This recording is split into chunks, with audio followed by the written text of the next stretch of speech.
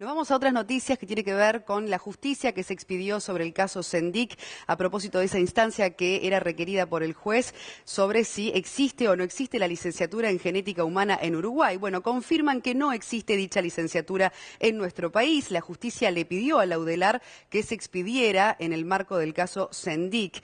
Recordemos que Sendik fue denunciado por el abogado Gustavo Salle luego de que el diario El Observador informara el pasado 24 de febrero que se presentaba como licenciado en genética humana por la Universidad de La Habana cuando no lo es. Sendik declaró como indagado el martes pasado ante la jueza de Salterain y el fiscal Carlos Reyes. En esa audiencia a la que se presentó asesorado por sus abogados, el vicepresidente aportó documentación que acredita que cursó estudios en Cuba, pero no el título de licenciado. A pedido del fiscal Reyes, la jueza de Salterain requirió a la Universidad de la República, la UDELAR, el informe que si la licenciatura en genética humana existe o no en Uruguay. Y bueno, finalmente la respuesta de la Facultad de Ciencias fue presentada el viernes pasado a la magistrada a través del servicio jurídico de la UDELAR. La defensa de Sendik, de todos modos, la semana pasada pidió el archivo del caso, sosteniendo que bueno, no configura delito arrogarse un título si no tiene similar o semejante en el ámbito nacional.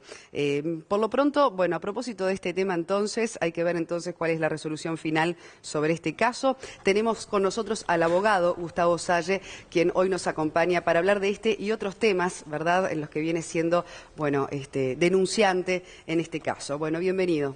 Un gusto estar con ustedes. Buenos días. Abogado, ¿qué significa que ahora la justicia, o qué implica que la justicia ahora confirme que dicha licenciatura en genética humana no existe en nuestro país, como tampoco, al parecer, existe en La Habana, Cuba?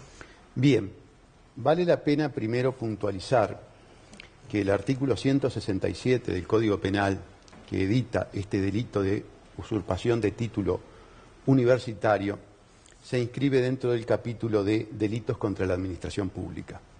Por lo tanto, el objeto de la tutela penal es el poder deber que tiene la administración, en este caso organismos de la educación, de expedir títulos que son necesarios para posteriormente justificar el ejercicio de una profesión. Quiero decir que aquí el tema del ejercicio no está en juego. Aquí está en juego el verbo arrogarse, es decir, endilgarse una condición de universitario que el señor vicepresidente no tiene. Pero como el objeto de la tutela penal es la administración pública y este título en el país no lo expide la administración pública, aparentemente es dable pensar de que la denuncia se archive por no existir conducta antijurídica. Que no exista conducta antijurídica no quiere decir que el hecho haya sido irrelevante. El tema de la mendacidad de un vicepresidente de la República proyecta sus consecuencias por el componente referencial que tiene la actuación de un gobernante hacia otras áreas de la vida social del país. Hablo del área institucional, hablo del área política, hablo del área moral, de la axiológica. Indudablemente la conducta del vicepresidente en mentir con respecto a su condición de licenciado, que quedó plenamente de manifiesto a través de la actuación de la justicia que nosotros promovimos, genera un impacto muy importante en esas otras áreas que yo acabo de describir. Es más, yo después de la denuncia entendí que dada la gravedad ontológica que tenía este tema, el señor vicepresidente de la República, para preservar la institucionalidad y la credibilidad del Parlamento, que ya de por sí está muy afectada según las encuestas, con un 23% de credibilidad solamente por parte de la sociedad, debía renunciar. ¿Ese era su objetivo al presentar la renuncia? ¿Quería demostrar ante la opinión pública que Sendik no era licenciado o quería que pagara una condena por lo que usted entiende era arrogarse un título que tenía, o en definitiva quería que esto tenga un costo político? ¿Cuál era el objetivo Bien, primordial? Federico, le explico con todo gusto. Nosotros venimos llevando adelante una campaña tenaz desde el año 2006, primer gobierno de Tabaré Vázquez, contra la corrupción desembosada que tienen lamentablemente los gobiernos, los sucesivos gobiernos del Frente Amplio, ¿verdad? Que usted sabe que yo no le digo Frente Amplio, yo le digo fraude amplio, porque yo fui fundador de esta fuerza política en ese proceso de bases que tuvo en la etapa fundacional del Frente Amplio. Entonces mi lucha comienza en el 2006. Yo veía hoy la prensa, ustedes lo están por abordar el tema de la regasificadora, que ahora piden una comisión investigadora. Yo les quiero decir a ustedes que el tema de la regasificadora está en la justicia desde el 2013, por una denuncia que yo presenté y aporté el contrato confidencial, contrato secreto, pese a que afecta en $2.000 millones al pueblo uruguayo, porque yo no sé si ustedes saben que nosotros somos garantía de los préstamos que pide una empresa privada, Gas de Sayago, para esa obra, una garantía que firmó, igual que en el caso Pluna, el exministro Lorenzo. Yo tengo denuncias desde hace mucho tiempo, tengo denunciado también, por ejemplo, el tema de Venezuela, la empresa Aire Fresco, Sociedad Anónima, por la cual el expresidente de la República, el señor José Mujica, y el actual secretario general de la OEA, que está incluido en nuestra denuncia, por supuesto, otorgaron en forma absolutamente fuera del contexto legal la intermediación en el comercio exterior con Venezuela a una sociedad anónima de individuos vinculados al MPP en forma absolutamente arbitraria, y vuelvo a repetir, fuera de la normativa que debe operar para ese tipo de asignación. Tenemos denunciado una cantidad de hechos con apariencia delictiva, y justamente en muchos de ellos está involucrado el señor vicepresidente de la República, Raúl Sendic, el caso de Alur, una empresa también privada que maneja dinero público, porque ha habido una ingeniería, y esto es muy importante que yo tome unos pequeños espacios de la entrevista, ha habido una ingeniería jurídica, legislativa, por la cual el dinero de todos los uruguayos, amigos, se le otorga a empresas privadas que después no son controladas. Por ejemplo, Gas de Sayago recibe dinero de UTE y de ANCAP, se forma como empresa privada. Las normas aplicables son las normas de las leyes de sociedad anónima. Por lo tanto, el Estado no puede interferir, pero es dinero del Uruguay. Es decir, ha habido una transformación del derecho público, ha habido un avasallamiento del derecho público, y llevando esa ingeniería legislativa, viabilizando la posibilidad que el dinero de los uruguayos sea manejado por privados sin control. Ello se presta a corrupción, a mucha corrupción. Entonces, le contesto, había una intencionalidad, sin lugar a ninguna duda, que el Poder Judicial se encargara de investigar hechos con apariencia delictiva y cuidara el dinero de los uruguayos, el patrimonio nacional. Porque ¿saben qué? Les tengo que explicar algo también, y a los amigos que nos están viendo. Ha habido una ingeniería jurídica tendiente a la impunidad. Se está vaciando el poder del sistema judicial, del Poder Judicial en favor de un único individuo, por supuesto del gobierno, que es el fiscal general, Jorge Díaz.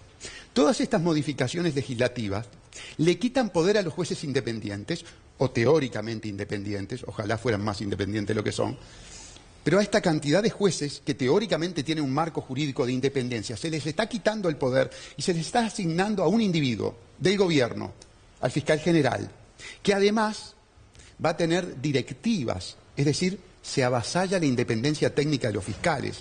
Cada fiscal va a depender de las directivas que reciba de un solo hombre, el doctor Jorge Díaz. Salle, pero cuando usted habla de ese entramado que tiene naturaleza parlamentaria por un lado y jurídica por otro, detrás de esa ingeniería hay, digamos, un ideólogo.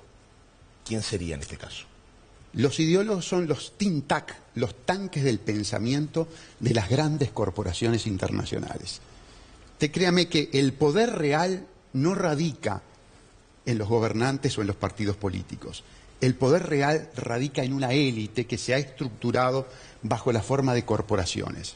Imagínense ustedes, amigos, la compra de Bayer a Monsanto en 66.000 millones de dólares. ¿Ustedes pueden pensar que manejando esas cifras, estas corporaciones admitan que operadores políticos atenten contra sus intereses? ¿No es más lógico y dable pensar de que esas corporaciones cooptan políticos, financian campañas electorales, gestan esta nueva ingeniería ¿Pero eso sería legal? un modo de corrupción? ¿El aportar dinero a Absoluto, campañas? totalmente antirrepublicano, desvirtuando por completo el voto, porque no importa lo que usted vota.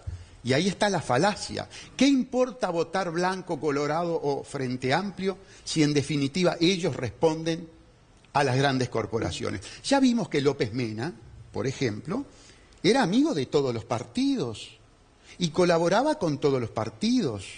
Ya vimos que los Fernández de Fripur era amigo de todos los partidos, colaboraba con todos los partidos.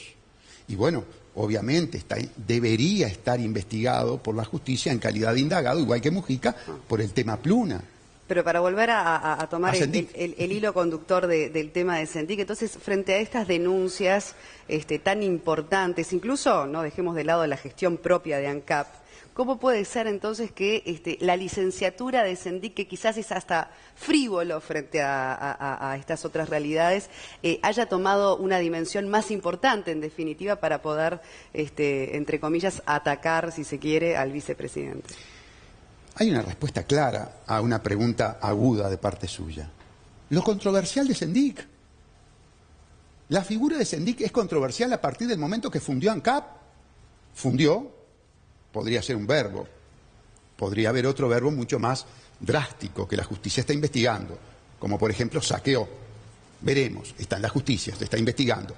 Pero a ver, fundir una empresa monopólica que fija precios políticos, no lo hace cualquiera, son precios políticos, no son precios de oferta y demanda. Señores, nosotros pagamos el etanol 3 veces el valor internacional. Señores, nosotros pagamos una planta de etanol 3 veces el valor internacional, es decir, pagamos sobreprecio.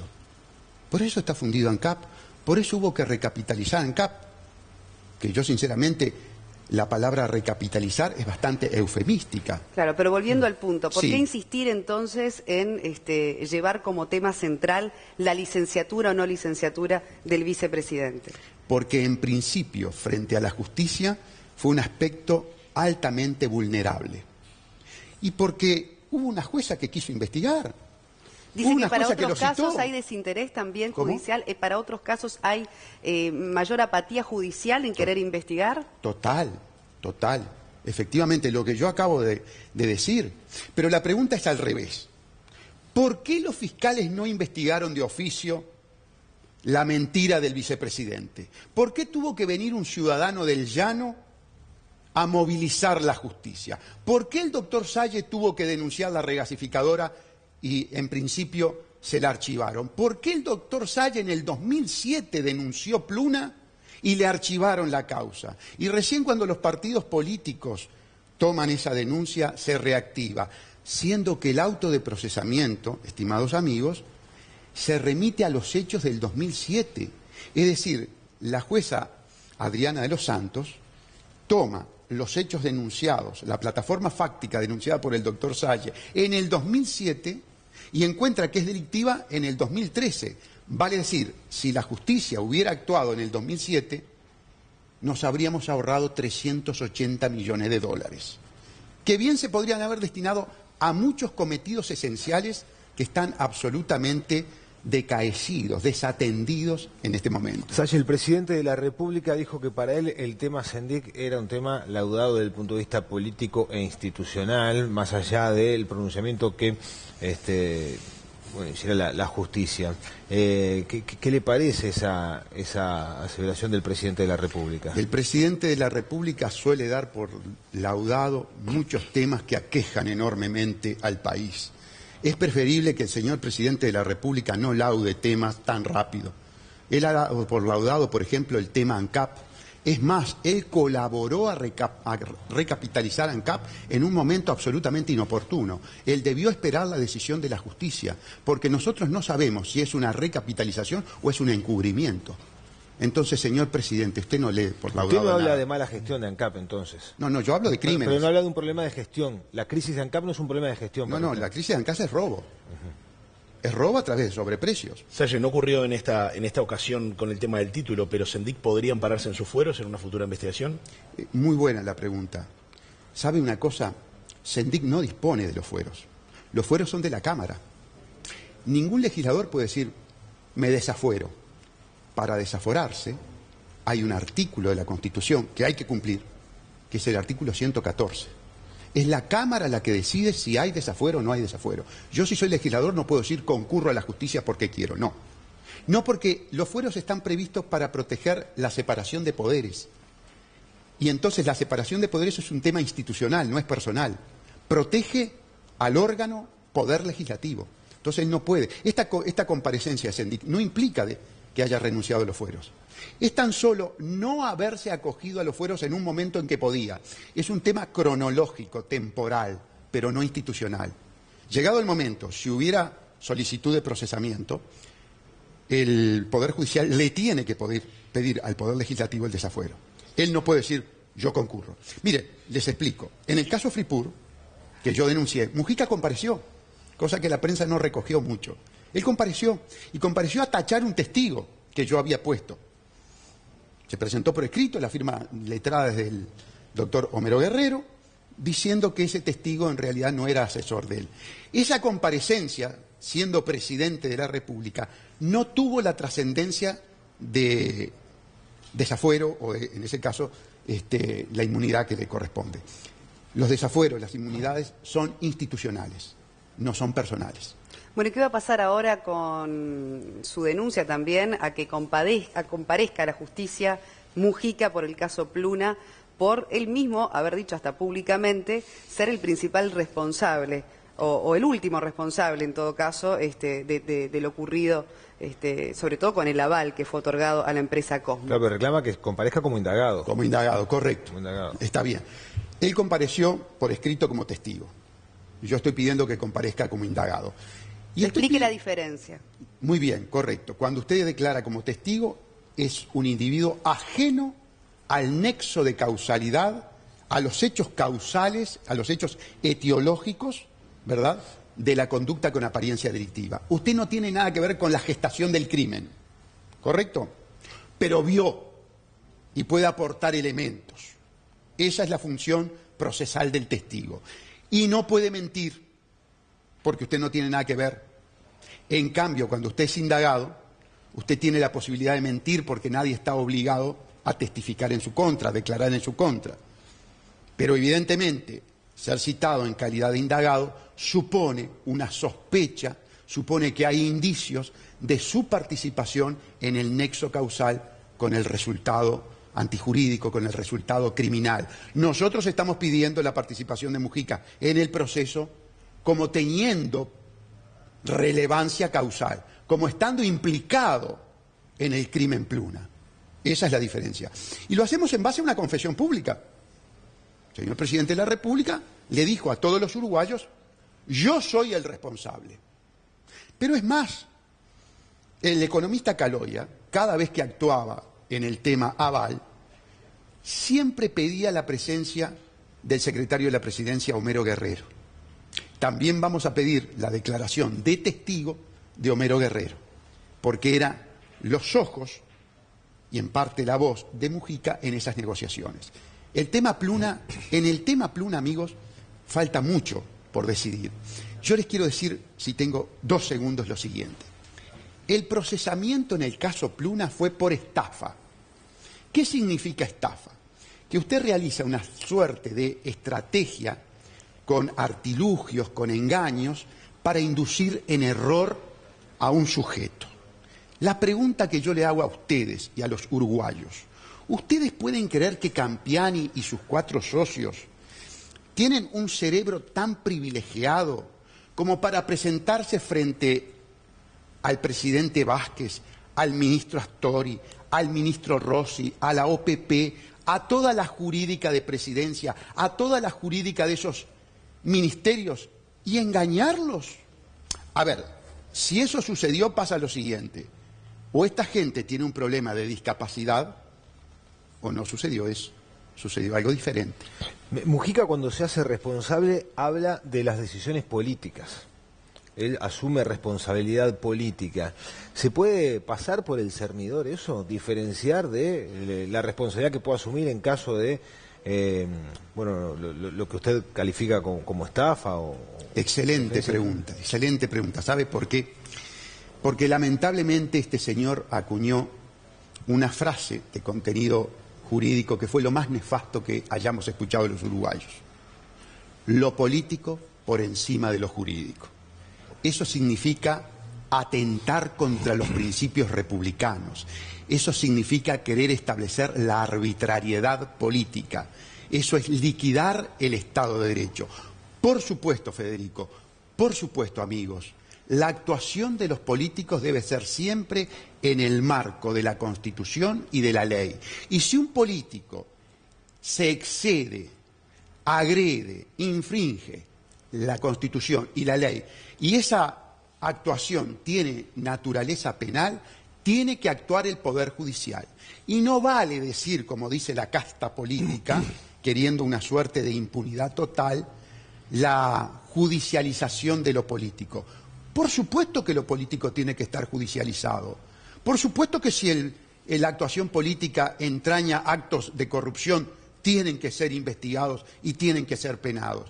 Porque debe imperar en la República un principio básico establecido en el artículo 8 de la Constitución: la igualdad de los ciudadanos ante la ley. Si los ciudadanos no son iguales ante la ley, si tenemos una casta gobernante con inmunidad, con impunidad, con privilegios, y un pueblo sometido a una ley arbitraria, no tenemos república.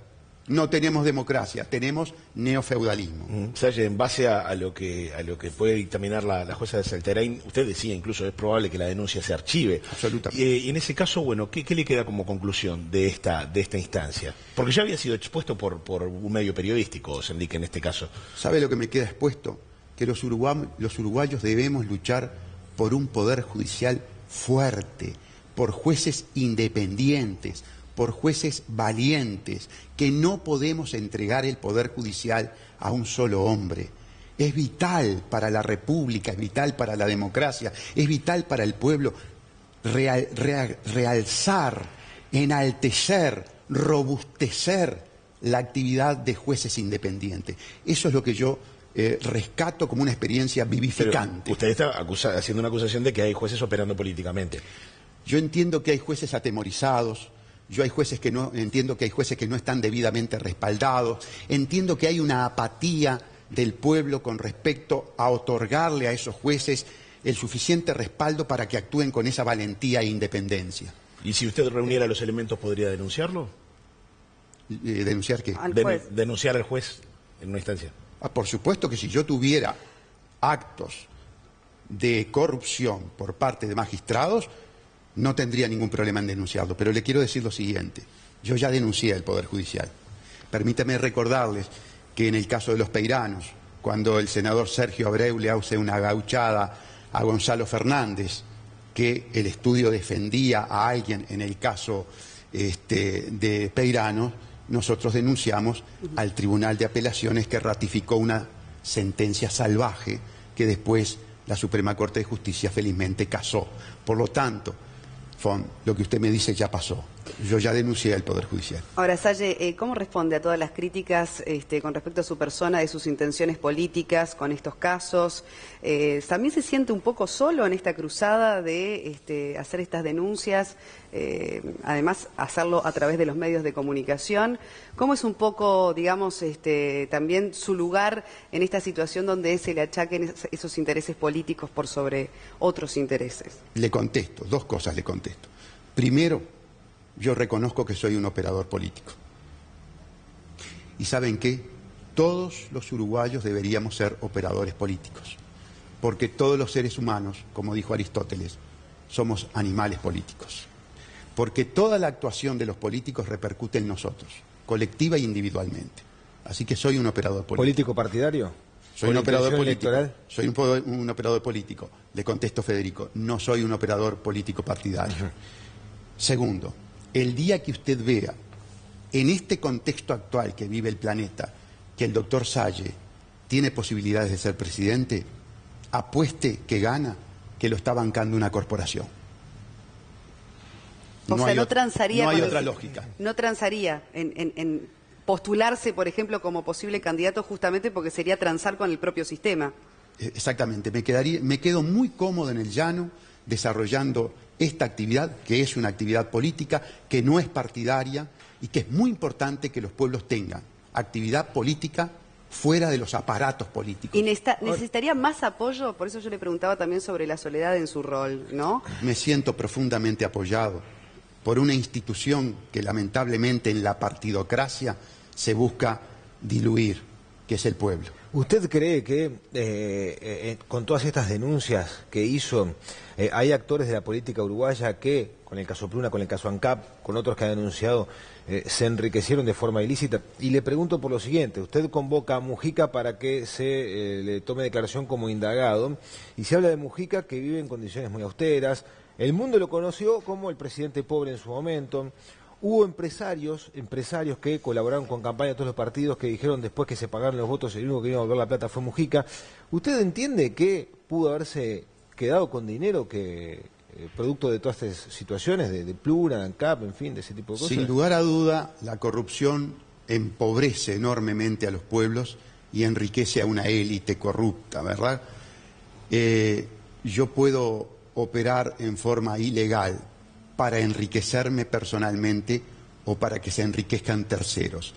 De cualquier forma, las dos hipótesis son delictivas. ¿Y cuál hipótesis maneja usted? En el caso Mujica puntualmente. Mujica no fue investigado, por lo tanto yo no estoy en condiciones de poder decir hacia dónde se desvió ese dinero, que tengo la convicción de que efectivamente es fruto de una actividad antijurídica criminal. Salle, usted dice que las corporaciones son de alguna manera las que mueven la aguja en términos de la lucha político-electoral. Entonces, da a entender que esta situación de corrupción no cambiaría así, digamos, la administración del Estado, cambie de fuerza política. Efectivamente, yo le tengo que decir que la corrupción de las corporaciones, que es una infección global, es demasiado estructural, institucional, como para poderla modificar. Y le voy a decir algo para que ustedes, solamente unos minutos más.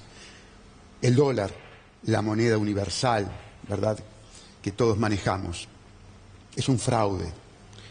Es un conjunto de bancos privados que se arrogaron la facultad de emitir dinero, facultad que la tenía el Tesoro de los Estados Unidos.